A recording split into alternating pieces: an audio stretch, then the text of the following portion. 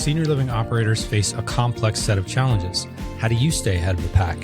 Listen in to From Leads to Leases, a CCR Growth podcast for expert solutions that transform problems into opportunities. And maybe someday soon you'll partner with us to generate $1.5 million and up in additional revenue per community in just 12 months. Hey everyone, welcome back to From Leads to Leases, the podcast where we explore innovative ways to enhance senior living marketing and sales. I'm your host, Jerry Vinci, CEO of CCR Growth, guiding you through another episode where we dive deep into the visual and emotional aspects of marketing. Today, we have a special guest who brings life and stories into sharp focus through the lens of his camera. Joining us is Thomas Sanders, a renowned photographer and filmmaker and the owner of Senior Living Photography. So Tom is passionate about creating authentic, positive, and unique visual narratives for the senior living industry. With his expertise, he has significantly elevated branding and online presence for many organizations, treating each subject with the utmost respect and dignity. Whether it's through small or large production crews, Tom's work captures compelling, authentic content that resonates deeply with each community. So get ready to gain insights into the power of storytelling through photography and filmmaking in senior living. So welcome, Tom, and thanks for joining us on the show. Thanks for having me. So before we get into this deep discussion, there's a quick question I've been thinking about, and I just have to ask. So you've photographed everything from seniors in quiet moments to vibrant activities. If you could choose any historical figure to photograph in their later years, who would it be and why? Took me about a day to really think about this. I do transcendental meditation most days, so I might pick Maharishi just to gain wisdom on living in the present, but living a less materialistic life. And then I also, this might sound kind of like a cheesy response, but I do love Tony Robbins, and I know he's obviously still alive, but I would love to photograph Tony, and just in terms of finding inspiration, from him. He's such a big iconic figure. I could see that. That would be an amazing shoot for sure. Mm-hmm. So why senior living? What was the attraction to this industry? I had this homework assignment at college. I went to Cal Poly in San Luis Obispo, and there was a senior living community just right next door to where I was living. And one day after school, I just stopped in there to see if they had any interesting people to photograph, because I had this portrait assignment. And I photographed the original Woody Woodpecker cartoonist. And then I went on to photograph this World War II veteran. I know, right? What's so amazing with senior living communities, there's so much history living within them. We just have to find those stories. In one community, right? Like, it's amazing. Yeah. And then I photographed this Army Ranger, World War II veteran, and he told me this really dramatic story that he was fighting a battle in Italy, and he witnessed his company commander trigger an S-mine, and he died instantly. And then Randall Harris is the World War II veteran. He triggered an S-mine. Shrapnel came out, it hit him in his stomach. His intestines started to come out of his stomach. He pushed them back inside. He took his canteen pelt, he cinched it around his stomach, continued fighting. And then it's just crazy, right? And then, wow. And then my grandfather was in World War II. He wasn't there. He was at D-Day, like on D6, so they had already taken over the beach. And then my his brother Bobby Sanders died in the Battle of the Bulge. So growing up, knowing my grandfather was a World War II veteran, then he lost his brother in World War II. It wasn't until I photographed Randall where I really thought, like, holy cow, like this is like what my grandfather and his brother went through. And then I graduated from Cal Poly, moved down to Los Angeles, and it was my goal to travel the country and photograph veterans, World War II veterans, for a big, American book. And so I was working on the project on my free time, and then Belmont Village Senior Living discovered my series, and I partnered up with them, and that was in 2009. And they sent me around the country to photograph that. It was not only World War II veterans. My book, The Last Good War, The Faces and Voices of World War II, is of only World War II veterans, but Belmont sent me to all their communities at the time. I think it was about 15 or 16, photographed predominantly World War II veterans living in their communities. And then every photo shoot resulted in this permanent gallery exhibition. And so then I had enough material to to Pitch a Book, to Welcome Books, which was a subsidiary of Random House, which I think is now owned by Simon and Schuster. And so I started working within senior living really when I was in college, when I was about 20 years old.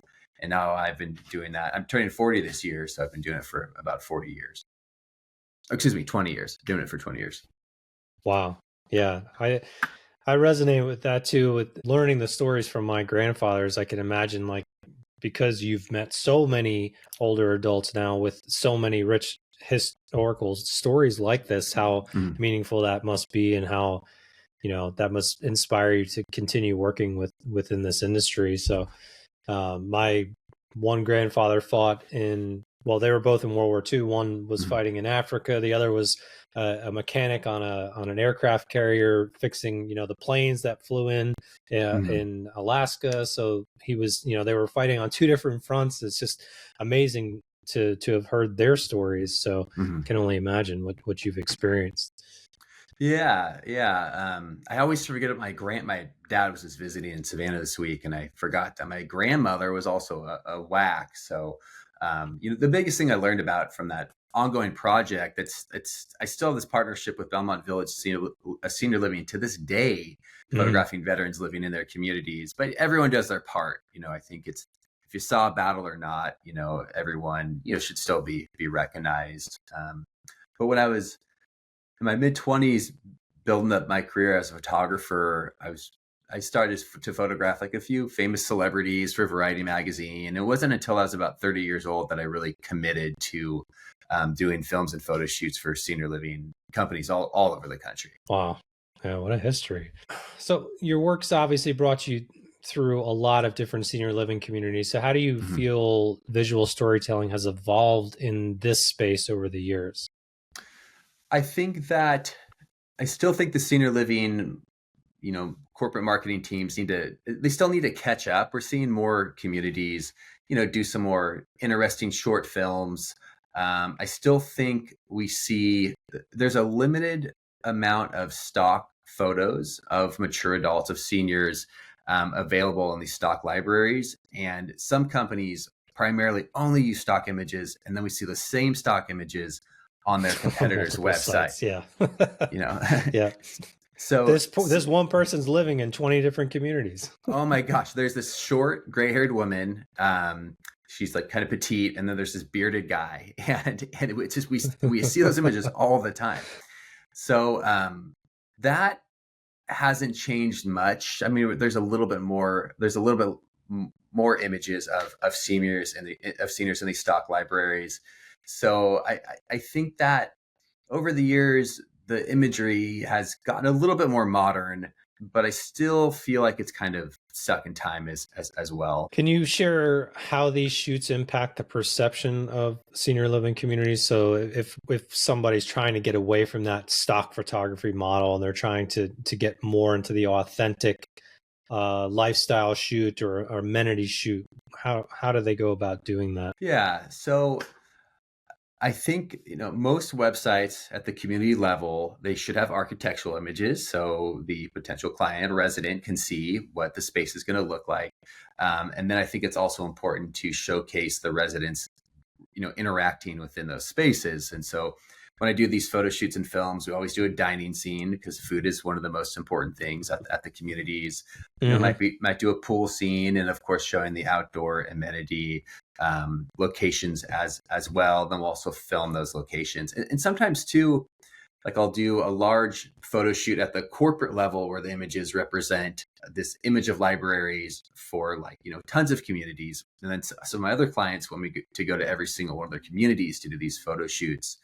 And sometimes communities or companies not all the time, but sometimes they get a little bit of sticker shock, one of my estimates. But what they don't realize is that the photos and motion will last at least 2 years. And so the big thing is just that companies need to be aware of is having, a decent marketing budget for the photos and filming motion, and just to be reminded that these images have longer length of life than just 1 year. Now we're transitioning kind of into the baby boomer phase of senior living now. So how does that shift the visual storytelling approach of that community should be thinking about in terms of like photography and videography? I think with the baby boomer, do you know how old is the oldest? What's the oldest and youngest baby boomer age right now, you think? I'm not even sure. I know my parents are in their mid 70s and they're kind of right in the middle. So it's probably 60, 65 to 85, something around that. It's usually around 20 years, right? Yeah, that sounds about right. Yeah, my dad's 76, my mom's 70. Although my mom claims that she's a Jones generation now, the Joneses. I don't know exactly what that means. But the labels too on the generations just kind of drive me a little bit crazy too in terms of these characteristic expectations of how they're supposed to be, With the boomers, with the baby boomers, they need to be perceived much more hip. Right. Some of these people went to Woodstock, right, and are had a much different upbringing than their parents, and so I think that the wardrobe that they're wearing needs to be more hip. I think the music and the films could be more hip, and they're living longer too, and so it's about showcasing them. I think in a more kind of cooler modern way that needs to be changed, and that conversation is slowly happening. We saw, I think, 100-year-old on the front of it was Vogue or Vanity Fair last year, and we're seeing more gray-haired individuals on magazine covers, but it's just not changing quickly enough. I actually just looked up the baby boomer generation because I was curious. It's 1946 to 1964, so it's roughly, what is that, 18 years?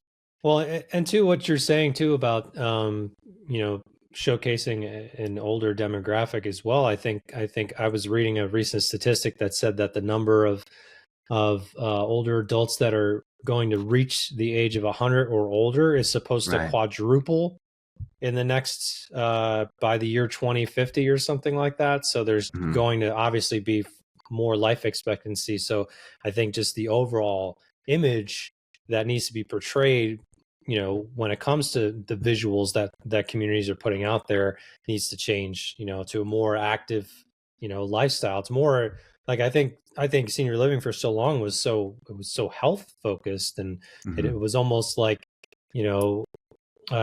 focused on memory care and Alzheimer's care, and even the word nursing home was used back in the day, and now it's about lifestyle. It's life centric. It's not health centric. So how can we shift that whole visual model to appeal to that? Yeah, I think it's also about showcasing more physical activities. I did a photo shoot for Sparrow living in Arizona last month, and we shot more pickleball, more hiking.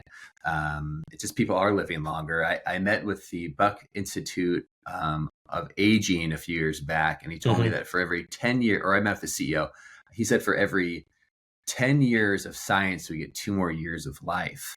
And so obviously we're living longer, and that perception of what an 80-year-old is, what 80-year-olds are doing now is going to shift in 10 years because people are living longer and they're going to be more active and doing more physical things. So I think that's the biggest thing is showcasing the baby boomers doing more physical activities, and then also really wearing those kind of more modern hip clothing. I mean, maybe, why couldn't you photograph a group of baby boomers at a concert, for a senior living, website? Like, that would be accurate. Yeah, that would. There's a book by Oliver Berkman. It was called, what was it called? 4,000 Weeks. Have you ever read that book? Basically talking about we have 4,000 weeks in our lifetime, and I keep thinking like they're going to have to revise that model, every couple of years, because the life expectancy keeps increasing. So that's fun. What are some of like the unique storytelling moments or projects that come to mind when you think about some of the communities that you've worked with across the country? Predominantly, I do these lifestyle photo shoots and films. And then with some clients, I get to do more special projects. Like I mentioned with Belmont Village, I've photographed thousands and thousands of of veterans all over the country. I mean, that's kind of my current legacy right now as a well-known photographer. I once photographed a woman who was 110 years old for a centenarian calendar. And then I've gotten to make some really interesting films as well. I made this film on this family friend, and I'm from Sonoma, California, and this family friend, he retired and he makes recycled guitars. He makes guitars out of recycled material. And so I got to go up to his wood shop up in the Sonoma mountains. And this was Jack London's lodge at one point, which is pretty cool. It was his hunting lodge. That's so cool. Yeah, I know, right? And so he made these guitars out of, Dave is a baby boomer. Dave made these guitars out of like recycled basketball flooring or just scrap wood. So that was pretty neat. And then I also did this other film for MBK Senior Living on this painter, and she was a really, really talented painter. And she was going blind, but she had such this optimistic outlook on life. So I really like doing these photo shoots and films that inspired people. I did this other film. My dad actually kind of helped me film it. I sat in the back of his truck and I was filming this 92-year-old cyclist that rides his bike 150 miles a week. Wow. And then my dad, the next day, he went on this big walk with my stepmom. He's not a big exerciser. So it was like cool that it was just so neat to me that from helping me out on this film, that he was inspired to, go exercise. So I really love those stories of the seniors that are mature adults that are really, really, living or really, doing these physical activities that we wouldn't normally expect them to be doing. Yeah. Inspiring, every generation down the line for sure. Yeah. Of what, everybody hopes to be doing that when they're that age. And one of my other interviewees I was talking to, they always ask their residents, not how old are you, but how old do you feel? And overwhelming majority of them said 45. So it's like, that's my age. I was like, if I can feel 45 for, the next 40, 50 years of my life, like that's okay. I can handle that. I hear that a lot. It's kind of funny when I photograph some of the veterans and then I go to these gallery openings, they walk up and look at their photo on the wall and they think like, is that me? Like, I'm not that old, He's like, they don't feel that way. So I know what you're saying. I think for everyone who's, that whole sense of like the fear of aging or worrying about aging, I think it kind of just gets thrown out the window when you meet people who've experienced life. And like, I don't know, there's something like rich about that experience of getting older and just experiencing, decades of wisdom, as long as you're applying it, I guess. I mean, there's some people who don't really do much with their time on this planet, but I think like for the people that you've met and like the stories that have stuck with you, like it's inspiring because they've taken all of those decades of knowledge and experience and now they're teaching others or they're sharing those stories. And I think as a storyteller, I think that's what like kind of inspires you to do the work you're doing. And I think there's something to be said about like the knowledge, the transfer of knowledge, right? Like not just sitting on something. Like if you learn something, it's the best feeling in the world when you can then teach other people about that. Yeah. Some other interesting things about, or just aspects about being with these seniors is that I do see people that have memory, cognitive challenges, physical challenges. And then I just think like, I hope that doesn't happen to me, of course, as when I get really old, but it makes me think of my, not that I'm youthful, right? But I like to think of like right now I can go surfing, I can go kayaking, I can do all these physical things that it's like you have to take advantage of now. And you have to continue practicing these physical activities for as long as possible. I hope I'll be surfing at 90 years old, and you just have to, I kind of wish I was more aware of this knowledge when I was younger in my 20s and just worrying so much and having anxiety. And then I think like if you choose to have kids and you kind of go through life, you kind of start to realize, like time is limited. And so I think if we can like instill this knowledge into people in their 20s or younger that, hey, you are going to get old one day. Like there are some things you're not going to be able to do. Maybe they'll live their life more to the fullest. I agree with that. I actually had a double hip replacement in 2023, so I've Wow. had some challenges with mobility, and I was a college football athlete, you know, so like I went from one end of the spectrum to the other, you know, like having to go from that to like having to relearn how to walk. It was a pretty intense experience, but it's Wow. definitely like, and I have an 11-year-old son, so like there's been this piece of me that's like always trying to work my hardest to get back to some level of mobility where I feel like, you know, I'm still able to do all the things that I want to do with him. And, Mm-hmm. you know, but like, I think my dad, you know, they still live in a house that has, you know, 3 flights of stairs. They go up and down every day. And I'm like, man, what are you doing going up and down those stairs? And he's like, use it or lose it. He's like, if I don't have the stairs, then when I encounter stairs, I won't be able to go up and down the stairs. So Mm-hmm. I kind of get that, and like kind of what you're saying too. Like, don't be afraid to, you know, to use it while you still can. You know, Mm-hmm. otherwise Yeah. you may lose that opportunity.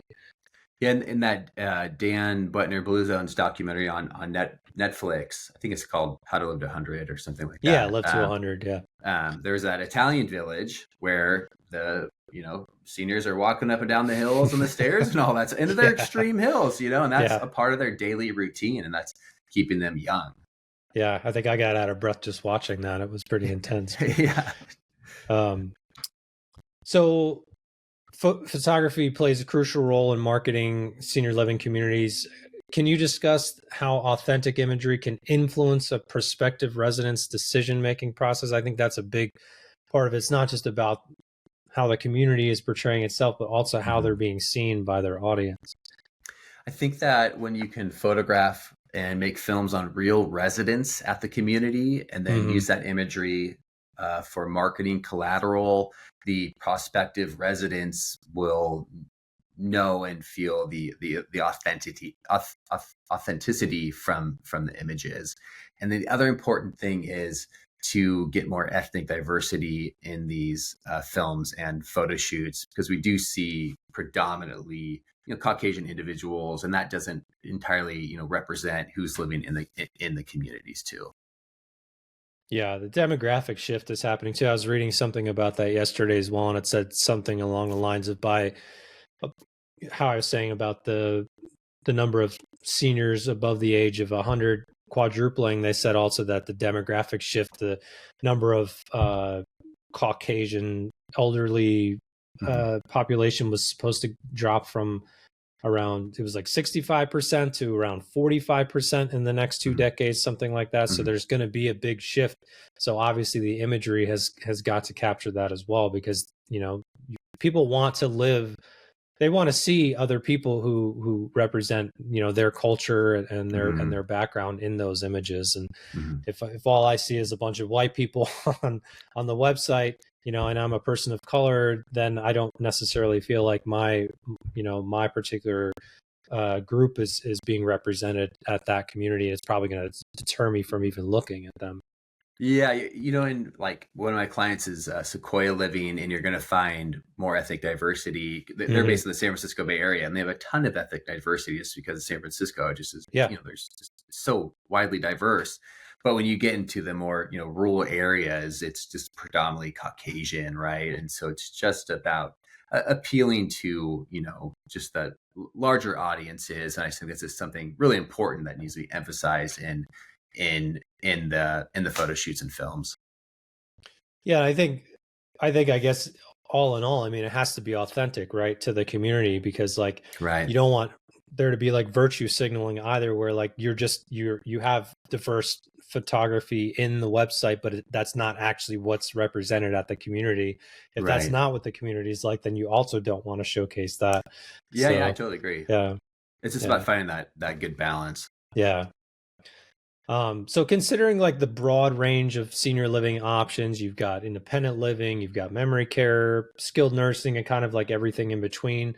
How does your approach to capturing these diverse environments differ?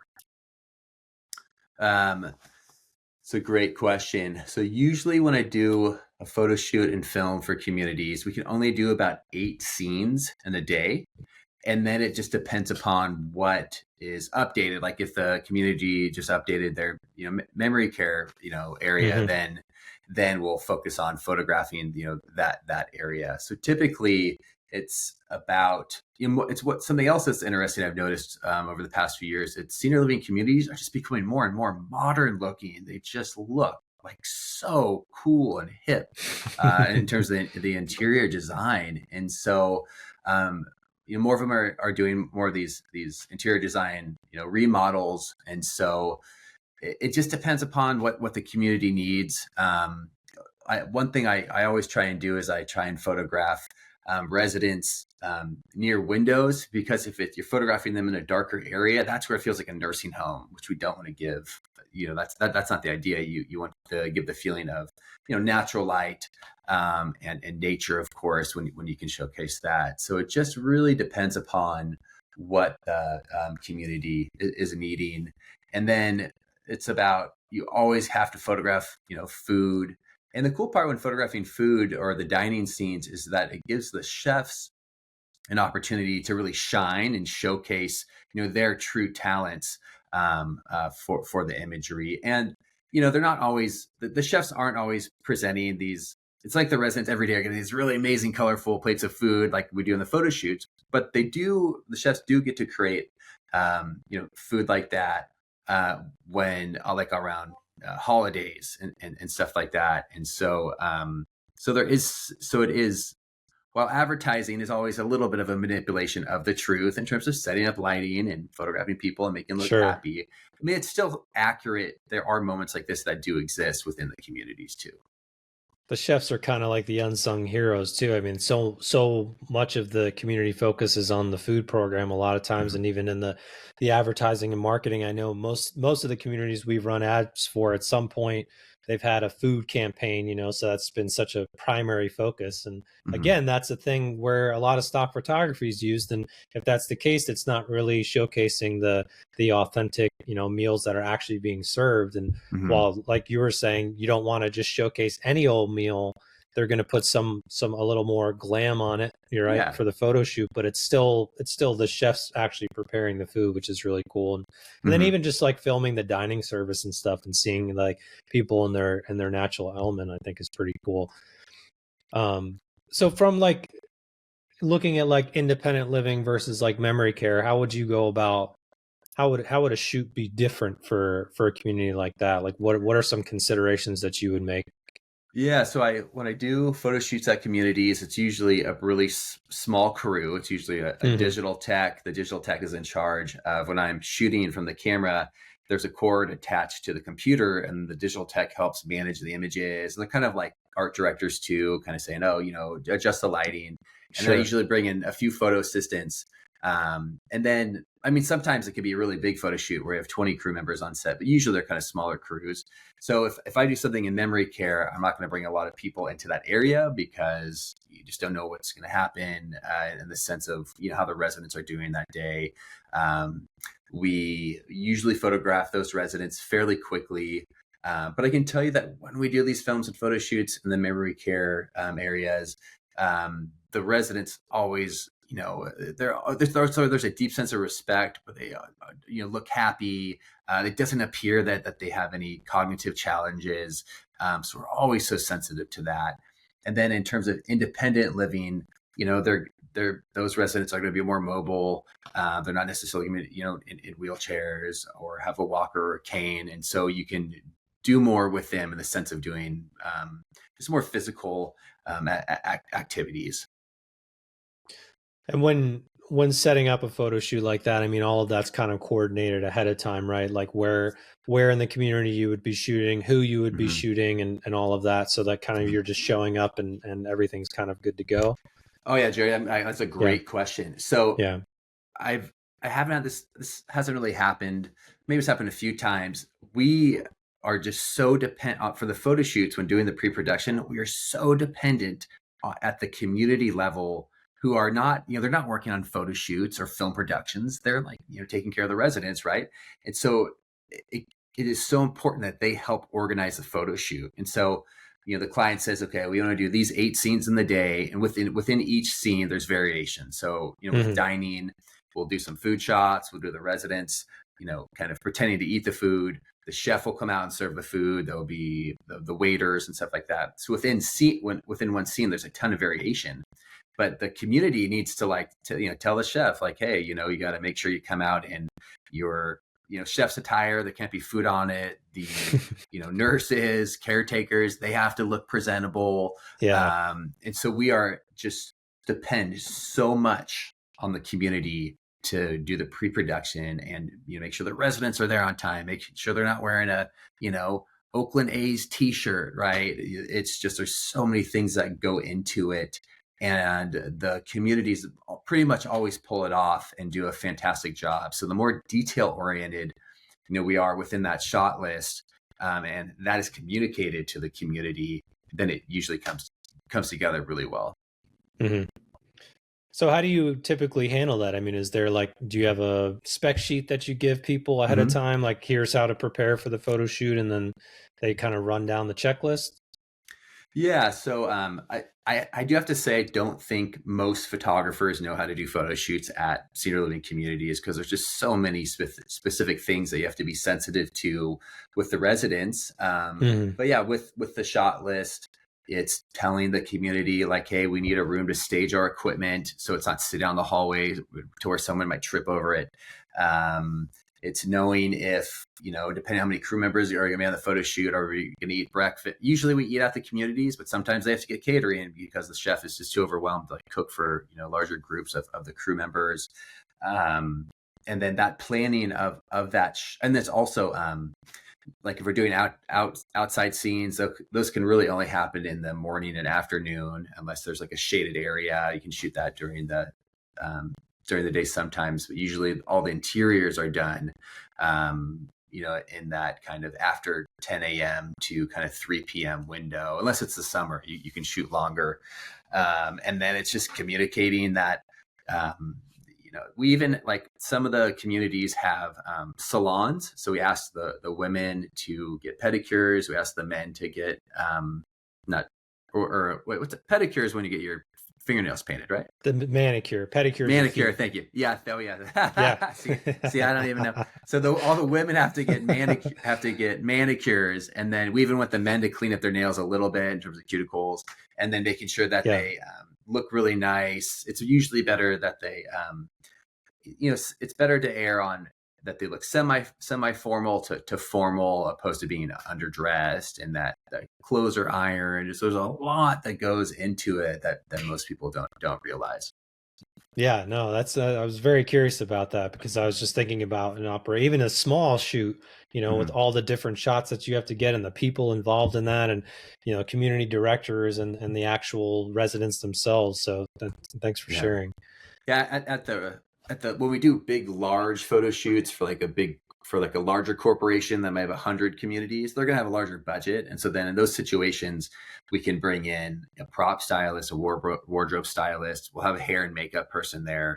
It's at the smaller, it's at the smaller kind of community photo shoots where, if they want a makeup artist, generally in a metropolitan city or area, and that could be, Phoenix, Miami, there's going to be makeup artists available, but you usually have to spend about $750 for a really good professional makeup artist that knows what they're doing. And sometimes we have to get a makeup assistant.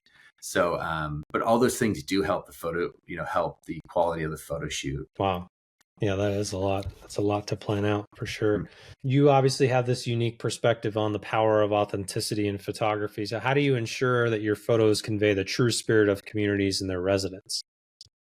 I think just photographing the real residents in their real clothing, you're going to get more authentic imagery. And then I think that I'm very comfortable with photographing. It's really hard to photograph people in their 80s, 90s, 100s that have never modeled before or been in a film. They're not actors.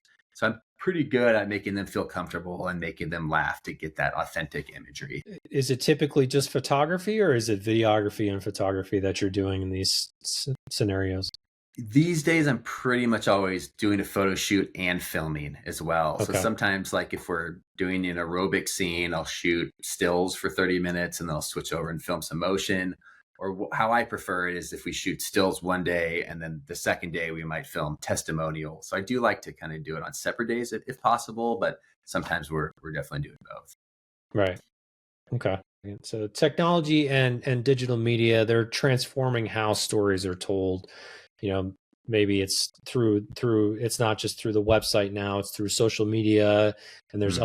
other various platforms. So how do you integrate modern technology into your work without kind of losing the personal touch that's so vital to senior living? Or is that something that's kind of left to the marketing team after you're kind of done with the shoot?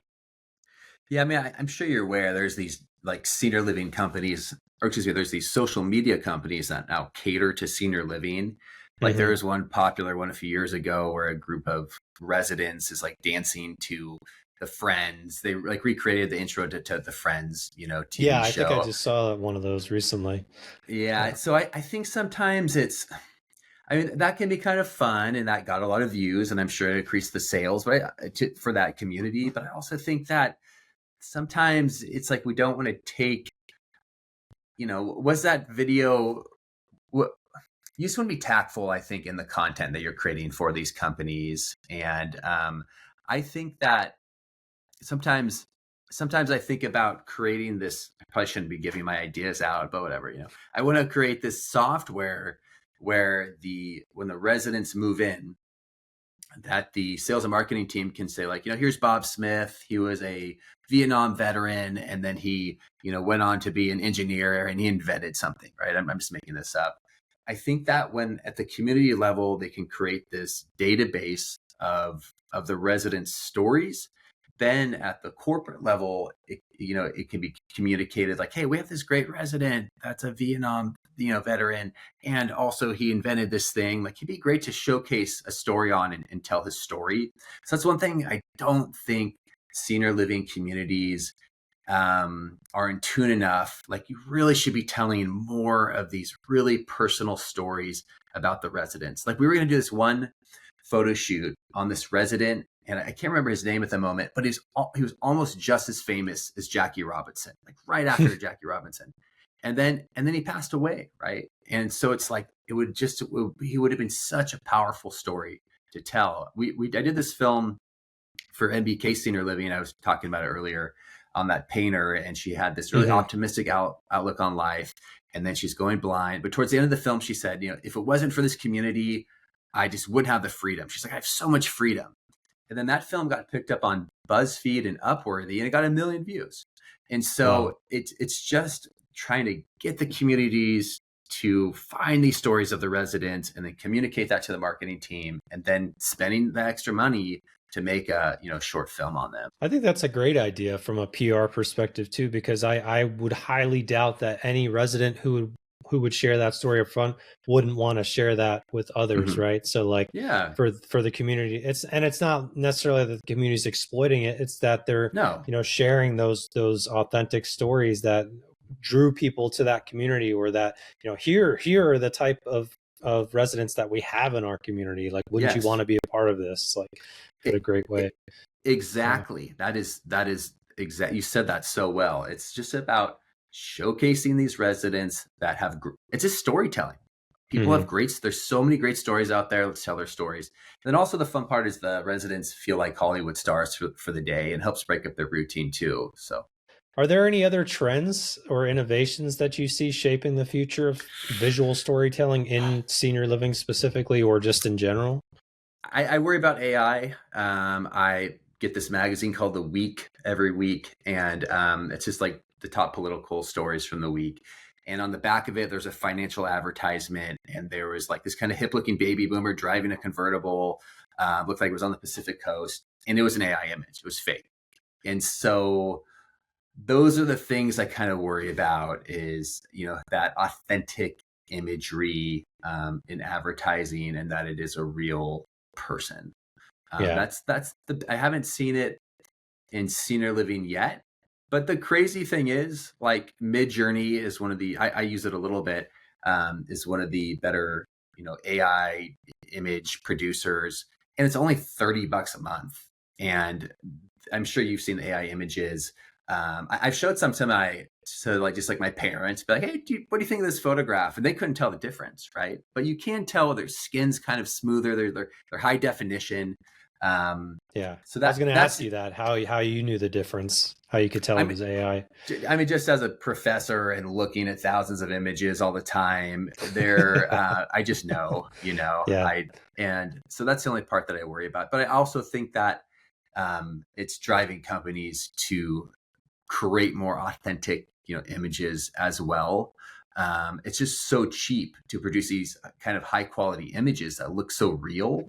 And then the other strange thing is Getty Images and Adobe, while you can buy stock photos of real people, they're also selling stock images of fake AI people as well. And they're only producing that for like pennies, and they make billions of dollars. So that's something I feel morally is just not okay. Like, I don't think these stock companies should be able to sell AI images if a photographer or filmmaker didn't shoot it.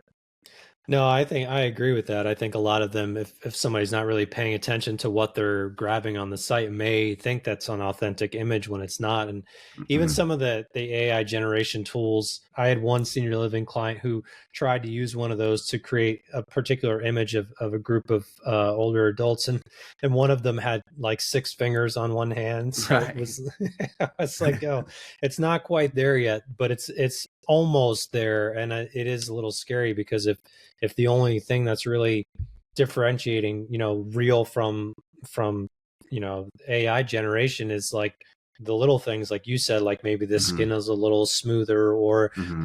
there's just a little bit more of an edge to it than Mm-hmm. actual photography, then that line's going to get blurred really fast. So I agree with you on that. Mm-hmm. It's kind of the scary part of technology. Mm-hmm. So if we could leave our audience and your audience with kind of one piece of advice to senior living communities looking for a more authentic approach to their marketing, what would it be? I think at the community level, if it's just like a sales and marketing person or a server, and they're taking photos for social media that are going to be shared on the different social media platforms that represent that community, Mm-hmm. I think it's really important to make sure the resident looks nice. Go have them change their shirt real quickly if they happen to have a food spot on it. Use a lot of natural window light. Don't photograph them in some dark hallway. Take the time to set up the photo so it just, it gives it's more respectful to the residents and the community. So those are the things I'd really push, is slowing down when taking those social media photos. Make sure the background's not all chaotic. Just really, really simplify it and take your time. That's a great piece of advice. That's something that we've tried to do with our senior living clients as well, as just work with Mm-hmm. their community directors. Most of the directors now, they've kind of become like social media managers, right? So like they're the Yeah. ones that are on the front lines, kind of taking the photos of like their residents in action. And a Mm-hmm. lot of the photos that we see are kind of exactly what you're describing. They're kind of messy, and like they Yeah. didn't really put a whole lot of thought into framing it properly. So I think like you said, slowing down, taking a minute just to make sure that things are set up to put their residents in the best light possible. I think that's the best piece of advice you can give. So Yeah. all right.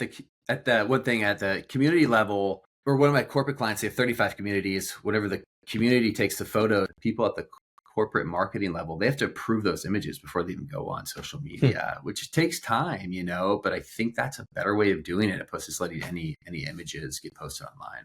Yeah, there's a little bit of a gatekeeper there. That makes sense. I Mm-hmm. think that's important though. If they're part of a larger brand, right? There's that brand equity in place. So if there's these images going out that are not representing the community in the best light, that's not going to bode well for any of their communities. Mm-hmm. So that makes sense.